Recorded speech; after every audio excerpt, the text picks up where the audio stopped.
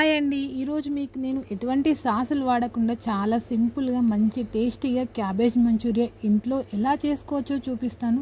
మీకు ఎప్పుడైనా మంచూరియా తినాలనిపించినప్పుడు నిమిషాల్లో ఇంట్లో ఉన్న వాటితోనే సింపుల్గా చేసుకోండి. చాలా బాగుంటుంది టేస్ట్ అయితే.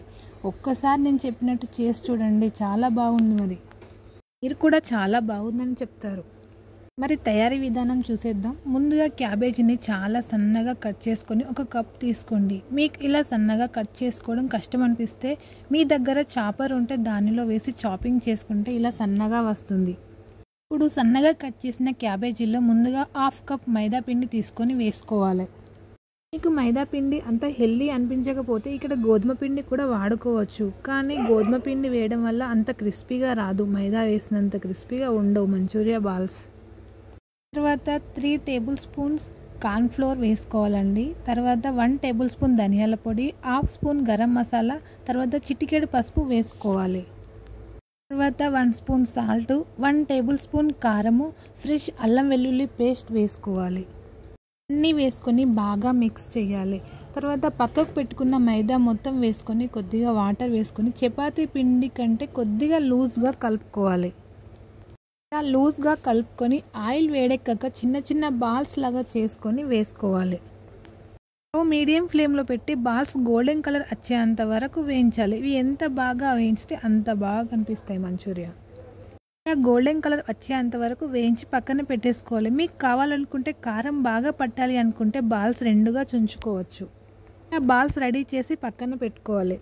తర్వాత బాగా పండిన ఒక టమాటా తీసుకొని గ్రైండ్ చేసుకొని పెట్టుకోవాలి. ఇప్పుడు స్టవ్ మీద కడాయి పెట్టుకొని 1 స్పూన్ ఆయిల్ వేసుకోవాలి. ఆయిల్ వేడెక్కాక 4 పచ్చిమిర్చి స్ప్రింగ్ లాగా కట్ చేసి వేసుకోవాలి. తర్వాత ఒక పెద్ద సైజ్ ఆనియన్ చిన్నగా కట్ చేసి వేసుకోవాలి. కొద్దిగా ఫ్రై అయ్యాక కరివేపాకు చిన్నగా కట్ చేసి వేసుకోవాలి. తర్వాత 1 స్పూన్ అల్లం వెల్లుల్లి పేస్ట్, తర్వాత 1 స్పూన్ ధనియాల పొడి, half spoon garam masala, 1 spoon కారం వేసుకొని బాగా ఫ్రై చేయాలి. స్టవ్ హై ఫ్లేమ్లో పెట్టి మాత్రమే ఫ్రై చేయాలి. ఇప్పుడు ముందుగా చేసుకున్న టమాటో పేస్ట్ అలాగే కొన్ని వాటర్ పోసి వేసుకోవాలి. ఇవి దగ్గరికి వచ్చేంత వరకు కలుపుతూ ఉండాలి.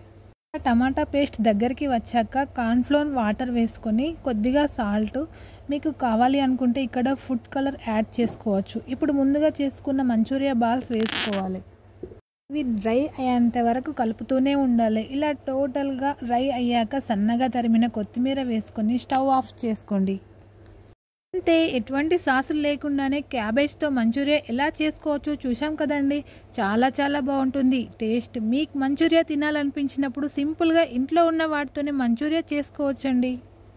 మీరు కూడా ట్రై చేసి చూడండి. మీకు ఈ వీడియో నచ్చితే లైక్ చేయండి, షేర్ చేయండి, సబ్స్క్రైబ్ చేయడం మాత్రం మర్చిపోదు. Thank you for watching.